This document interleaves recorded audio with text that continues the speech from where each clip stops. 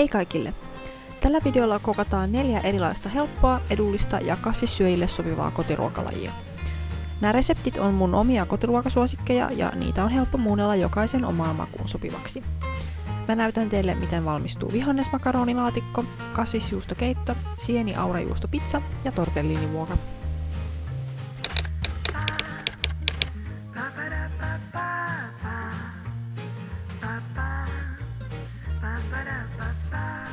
Vihannesmakaronilaatikkoon mä käytän makaroneja, soijarouhetta, kauramaitoa, kananmunia, juustorastetta, vihanneksia, mulla sattuu olemaan pakastimessa herneitä ja maissia, sekä mausteita.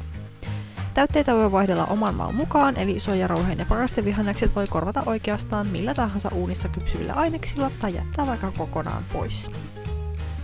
Soijarouheen voi halutessaan turvottaa etukäteen, eli pieneen kulhoon laitetaan 1 desi soijarouhetta ja 2 desiä vettä ja annetaan turvota vähintään varttitunti. Soijarouheen voi myös lisätä makaronilaatikkoon kuivana, jolloin se imee itsensä laatikkoon lisättävää maitoa. Rouheen turvottua laitetaan uuni lämpiämään 200 celsiusasteeseen ja ruvetaan kunnolla kokkaamaan. Tehdään maitoseos ensin. Suurin piirtein litran vetoiseen astiaan kaadetaan 7 desiä kaura- tai muuta maitoa sekä 3 kananmunaa keltuaisineen valkuaisineen kaikkineen. Mausteena mä käytän karijauhetta, paprikajauhetta, suolaa ja mustapeppuria. Myös valkopippuri ja chilijauhe sopii tähän. Sitten sekoitetaan haarukalla, kunnes kananmunat ja mausteet on tasaisesti maidon joukossa.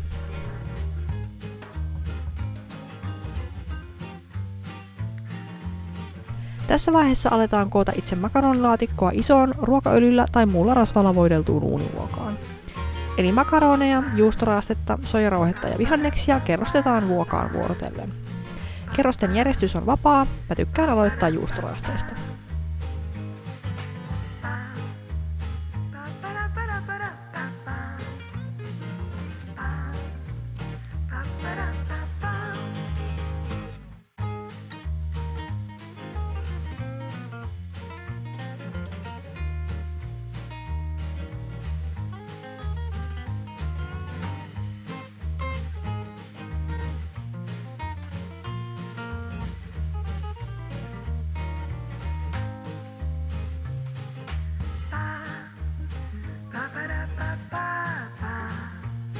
Makaronilaatikko on siitä hyvä kotiruoka, että sitä voi tosiaan muokata itselle mieluisaksi erilaisilla täytteillä ja lisäksi siitä tulee yhdelle ihmiselle kerralla moneksi päiväksi ruokaa.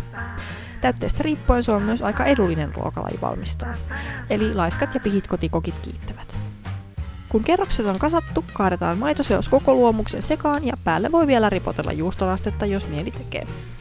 Sitten vain vuoka uuniin noin tunniksi, eli kunnes maitoseos on kokonaan tai lähes kokonaan hyytynyt ja ruoka on valmista. Makaronilaatikon mausteisuudesta riippuen sitä voi syödä sellaisenaan tai ketsupin kanssa.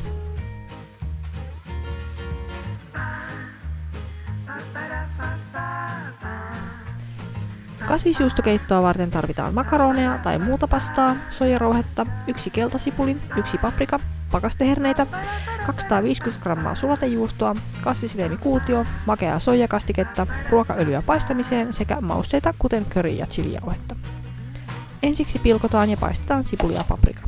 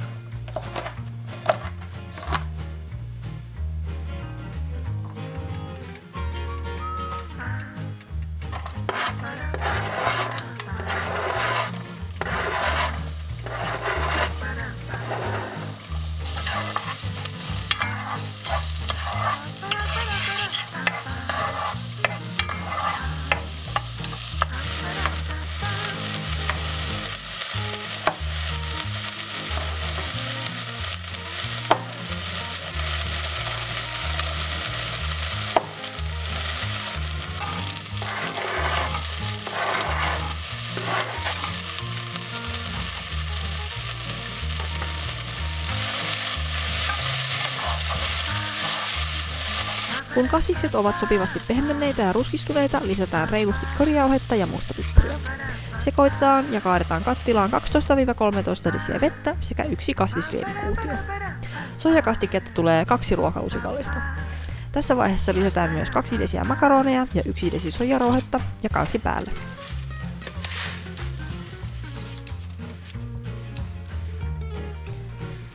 Makaronien kypsyessä lisätään maun mukaan vähän tai vähän enemmän chilijauhetta. Mausteita voi muunnella miten huvittaa, esimerkiksi garam masala sopii tähän keittoon myös. Makaronit voi muuten halutessaan korvata nuudeleilla ja kasviksia voi niin ikään vaihdella omiin lemppareihin. Kun pasta on kypsää, lisätään pakasteherneitä sekä se tärkein ainesosa eli paketillinen sulatejuustoa, joko maustamatonta kuten mulla tässä, tai sitten jotain maustettua versiota.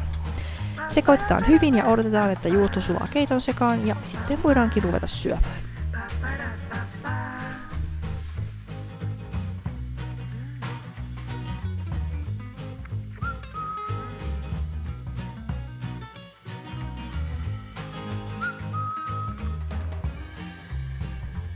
Pizzan tekeminen aloitetaan tietysti pizzapohjasta. Leimontakuulossa sekoitetaan 2,5 desiä vettä, 2 teelusikallista kuivahiivaa, puoli teelusikallista suolaa, 4 tai 5 desiä vehnäjauhoja ja 2 ruokalusikallista öljyä. Mä käytin tässä oliiviöljyä.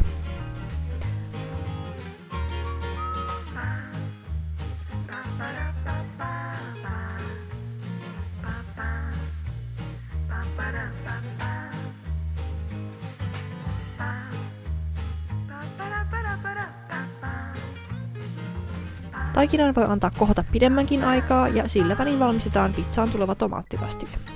Pienemmässä kulhossa sekoitetaan 500 grammaa tomaattimurskaa, 2 teelusikallista sokeria, valkosipulijauhetta tai hienonnettua valkosipulia maun mukaan, basilikaa, oreganoa ja mustapippuria. Kuten huomaatte, mä en kovin tarkasti mittaa noita miedompia mausteita, mutta tämän kastikkeen tekemiseen löytyy monia ohjeita, joissa on mainittu tarkemmat mitat niitä tarvitseville.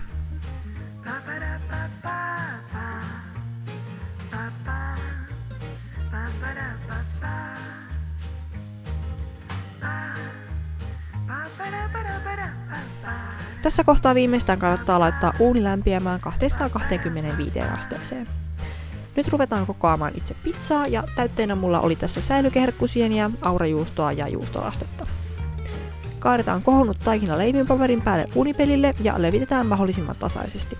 Tässä saattaa mennä hieman aikaa, varsinkin jos ei halua sotkea käsiään, vaan käyttää leivontalastaa kuten minä tässä. Pohjan päälle levitetään tomaattikastike, sienet, aurajuusto ja lopuksi juustoraste.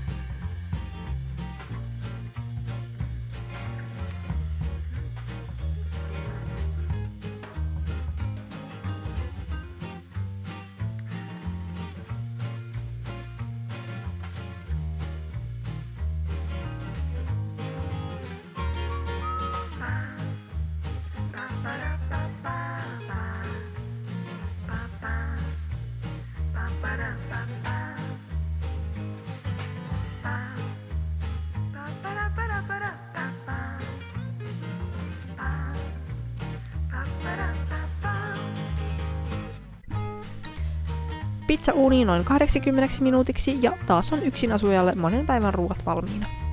Tästä pizzasta tuli todella juustopainotteinen eli aika rasvainen, eli siis hyvin täyttävä, mikä on siitä hyvä, että pienemmälläkin palalla lähtee nälkä. Luonnollisesti täytteet voi valita oman maun mukaan ja tomaattikastikettakin saa tuunattua mausteita vaihtamalla.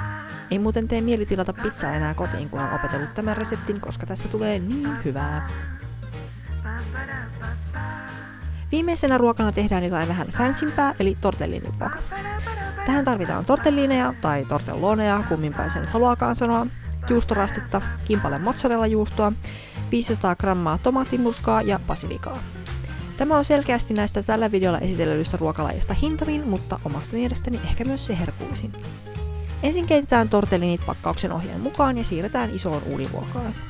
Mä yritän tässä vähentää tiskin määrää ja nostelen pastan haarukalla pois kattilasta sen sijaan, että valuttaisin sen siivilässä, mutta jos teillä on kotona sellainen luksus kuin tisikone, niin siivilän avullahan tämä sujuu nopeammin.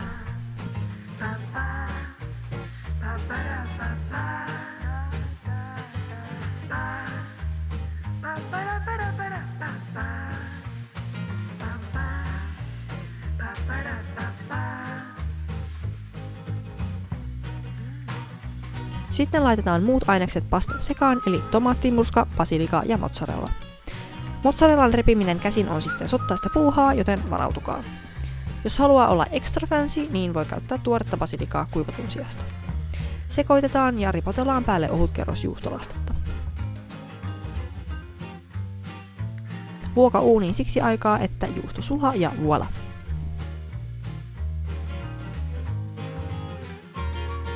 Tässä oli muutama mun eniten käyttämistä kotiruokaresepteistä. Mikä näistä oli sun suosikki? Kiitos kaikille kasvisruoan ystäville, että katsoitte tänne asti. Tuosta alhaalta voi painaa tykkään-nappia, jos tämä video miellytti, ja kanavan tilaaminen on myös erinomaisen tervetullutta. Ensi kertaan!